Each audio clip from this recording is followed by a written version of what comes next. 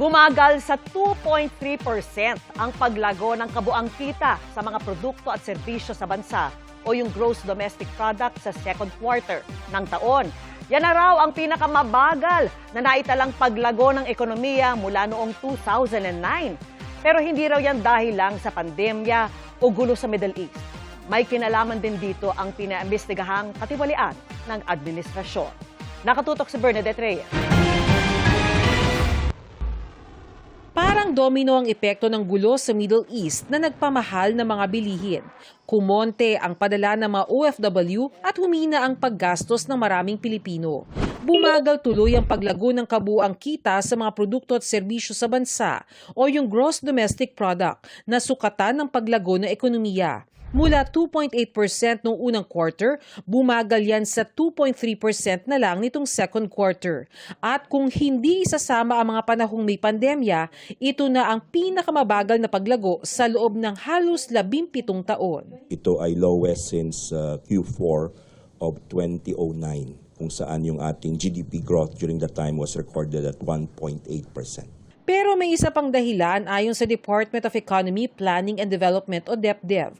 Bukod sa gera sa Middle East at inflation, ang natenga munang public construction dahil pa rin sa issue ng korupsyon. Public construction is a small part of the economy. There's amount of that contraction, so it's 32%.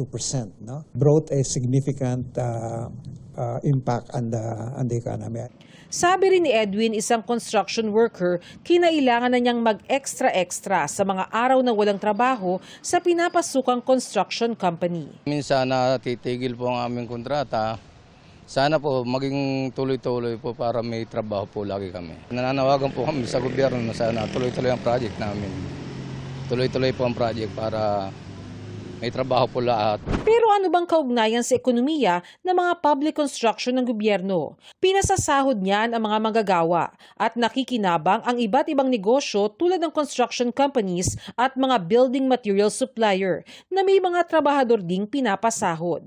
Lahat ng kumikita sa public construction nagkakaroon ng pambili sa ibang negosyo na meron ding mga trabahador. Kaya dumadami ang kumikita at nagkakatrabaho.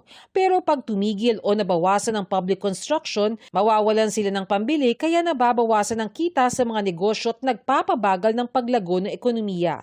Ang humihinang paggastos ng mga Pilipino mapadahil man sa inflation, Middle East tension o tigil construction ramdam sa grocerying ito. Dati po, palima-lima yung kuha nila na noodles.